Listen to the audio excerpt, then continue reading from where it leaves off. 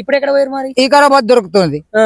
వికారాబాద్ అన్న గొడపలని కలిసి ఆటోలకు ఫోన్ చేస్తే అది జంతువులు వేసుకురా అంటే ఆటో తెచ్చి ఇంటికాడ పైసలు ఇవ్వకుండా ఇంటికాడ వేసిపోతుండే. మేము వచ్చి వేసినాక పైసలు ఇస్తుంటే ఇప్పుడు అసలు పైసలు పెట్టుకొని పోతే 10,000 జేబులు పెట్టుకొని పోతే మసాలా దొరుకుతలేదు. ఏం చేస్తాం మోరియా? అప్పుడు ఏమో 300 ఇస్తుండే, ఇప్పుడు డిఏపికి అంట 2250 రూపాయలు అంట.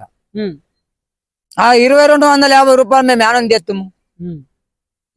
అప్పుడు 1200 ఉండే. పంట పెరిగేటప్పుడు మంచిగా వానలు పడుతున్న టైంలోనే యూరియా లేకపోతే ఇబ్బంది పంటకు. ఇప్పుడు ఇది ఏమొచ్చే నాకు చెప్పు, ఈ పంట ఇక ఏమొచ్చే? ఇప్పుడు దీనికి ఎట్లా లాగోడు వెళ్తుందా వెళ్ళదా అని మాకు దక్కడుకున్నది. అదే పెట్టినాం, చేనులో పెట్టినాం. ఇప్పుడు మాకు వెళ్ళాలనా? వెళ్ళితేనే 10 రూపాయలు మాకు కష్టం. ఇప్పుడు మేము కూలి చేసిన పైసలు వెళ్ళాలి కదా మాకైతే అని. ఈ సిటీ మొత్తం ఓట్లేసి ఖరాబ్ చేసిండ్రు. మా పల్లెటూరు వాళ్ళు ఎవరు చేయలే, సిటీ మొత్తం చేసి పడేసి. అంటే ప్రజా ప్రభుత్వం ఇది మీదే అంటున్నాడు. అదే మాది ఏం లేదు, మీదేనట ప్రభుత్వం ఇది. మాది ప్రభుత్వం అంటున్నాడా? మా ప్రభుత్వంలో మాకేమున్నది? ముసలోళ్ళకి 4000 అన్నాడు, అదే 2000 ఇస్తున్నాడు. ఆడపిల్లలకు 2500 అన్నాడు, అవి బొగ్గే. రైతు బంధు మొత్తం రామ్ రామ్ అయిపోయింది. 12,000 ఇస్తుండు కదా, 7 ఇస్తున్నాడు. కేసీఆర్ 10 ఇచ్చిండు. 10 ఇచ్చిండా? 12,000 ఇస్తున్నాడు. ఎప్పుడు ఇచ్చిండు? వచ్చినప్పుడు సంది 2 ఏళ్ళ సంది 3 ఏళ్ళు అవుతున్నది. ఇప్పుడు దగ్గరకు వచ్చింది. 3 ఏళ్ళకి దగ్గర వచ్చానా? 3 ఏళ్ళ దగ్గర వస్తే మొన్న వేసిండు. అది ఎంత దానికి వేసిండు? 7 ఎకరాల వరకు వేసిండు. అది మిగతా వాళ్ళు ఎక్కడ పోవాలి? 10 ఎకరాలు ఉన్నాడు. భూసాములు అంటున్నాడు. భూసాములు అంటే ఇప్పుడు కొడుకులు 4 ఉన్నారు మాట. 4కి 4 గింతలు చేసి ఇచ్చే, 4కి 4 గింతలు చేసి ఇచ్చినాక ఏం మిగులుతున్నది అతనికి? ఇప్పుడు పెద్ద మనిషికి ఏం మిగులుతున్నది? ఇప్పుడు నాకు 2 ఎకరాలు ఇచ్చే, నా కొడుకుకు 2 ఎకరాలు ఇచ్చే, నా తమ్ముడు 2 ఎకరాలు ఇచ్చే, మా అమ్మకు 2 ఎకరాలు పెట్టుకునే, మా నాయన 2 ఎకరాలు పెట్టుకునే. మీకు రైతు బంధే లేదు? రైతు బంధు లేదు. రామ్ రామ్ రామ్ రామ్ అంటే మొత్తం ఇప్పుడు అంటే దీనిపైన అన్న ఇప్పుడు కేసీఆర్ ఉన్నప్పుడు 10,000 ఇస్తుండే, ఇక ఎట్లున్నా టైం కు పడుతుండే అనేది ఒకటి చెప్తారు చాలా మంది. మీరేం చెప్తారన్న? అంటే ఇప్పుడు రేవంత్ రెడ్డి వచ్చిన తర్వాత లాభం లేదు మాకైతే. మాకు టైం టు టైం వాన పడ్డదనుకో టక టక టక టక టక ఫోన్లల్లో మెసేజ్లు వస్తుండే 5,000 టైంకు. మళ్ళా ఇట్లా వరి ఇట్లా తీసినామంటే, మళ్ళా వరి ఇట్లా నార్మల్ చేసినామంటే టక టక టక టక మళ్ళా మెసేజ్లు వస్తుండే 5,000 అయితే మన. ఇప్పుడు కూడా టింగు టింగు టింగు అంటున్నాడు కదా. అంటలేవు ఫోన్లు స్విచ్ ఆఫ్.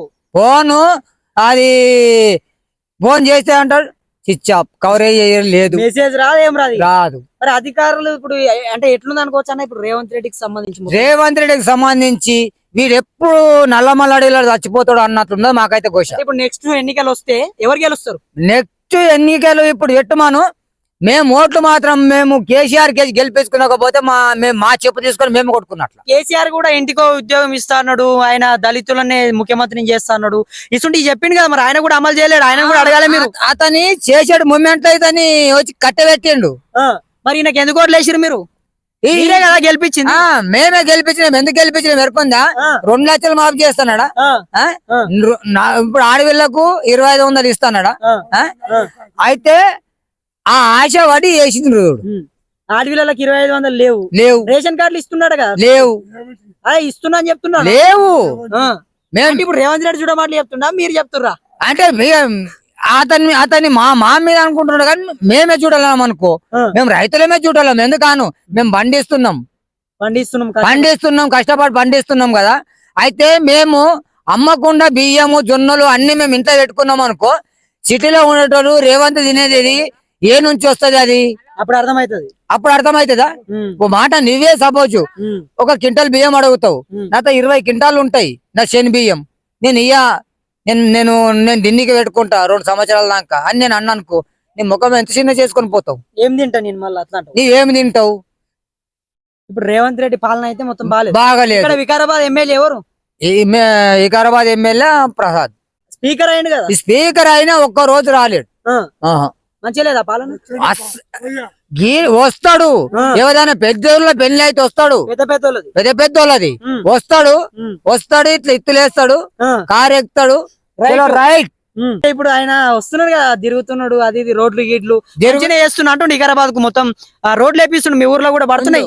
రోడ్ వేపిస్తున్నావు, రోడ్డు నెత్తి మీద పెట్టుకుని మేము తిరుగుదామా? రైతులకు అదే రైతులకు, అడవులకు, రేషన్ కార్డుకు 2500 వేస్తున్నావా ఉమ్, అదే ఉమ్, నువ్వు మగ పిల్లగాడవే అది చెప్పి ఉమ్. నువ్వు రోడ్ ఏం చేస్తున్నావు రోడ్ గుంతలు ఉన్నతో మన్ను ఓపి ఇక్కడ ఇప్పుడు మెత్కానంద్ ఎట్లున్నాడు, గడ్డం ప్రసాద్ ఎట్లున్నాడు? మెత్కానం నయమే నయమేనా? 99% నయం. అంటే అప్పట్లో రోడ్లు లేవు, ఇప్పుడు గడ్డం ప్రసాద్ వచ్చినాక రోడ్లు మంచిగా పాము స్పీడ్ గా పోయేట అట్లా పోతున్నాయి అంటున్నావు. ఇంకోటి అతని కేసీఆర్ ఎట్టిపోయిండు ఓకే. ఇతను చేస్తున్నాడు. ఇప్పుడు ఇప్పుడు నాగా చుట్టూ నా కొడుకు పట్టిండు, నేను దాంట్లో కొడుతున్నా. ఇప్పుడు నాకు రాకపోతే నేను కొడతానా? అదే పెట్టిండు అతని. ఇప్పుడు చివరిగా ఇంకొక 2 ముచ్చట్లు ఏమైనా చెప్తారా మీరు ప్రభుత్వం? ప్రభుత్వం ఏం లే, నేను ఒక్కటే మాట చెప్తున్నా. ఇతను ఉన్నన్ని రోజులు మాత్రం మేము బాగుపడము రైతులం. మా కేసీఆర్ మళ్ళా మేము గెలిపించుకున్నాం అనుకో మేము బాగుపడతాం. చూడు కేసీఆర్ కు వచ్చిందనుకో అంత నమ్మకం ఎందుకు? కేసీఆర్ మీద నమ్మకం ఎందుకున్నది, రేవంత్ రెడ్డి మీద ఎందుకు లేదు నమ్మకం? కేసీఆర్ మీద నమ్మకం ఎందుకున్నదంటే మేము అడగక ముందు రైతు బంధు అనలేడు అతని. అనలే, నేను ఇస్తా అని అనలేడు, వేసిండు, తిన్నాం. నేను 1,00,000 రూపాయలు మాఫీ చేస్తున్నా అన్నాడు, నేను ఫస్ట్ నేను చేస్తాను నేను అనలేడు, చేసిండు. రేవంత్ రెడ్డి మాటలు చెప్తుండు, చేతలలో లేదా మరి? అతను చెప్తున్నాడు, చేసింది కదా రేవంత్ రెడ్డి కూడా 2 లక్షలు రుణమాఫీ. ఎవరు చేయలేదు 2 లక్షలు ఆయన ఏం అడుగు, పటేల్ అడుగు.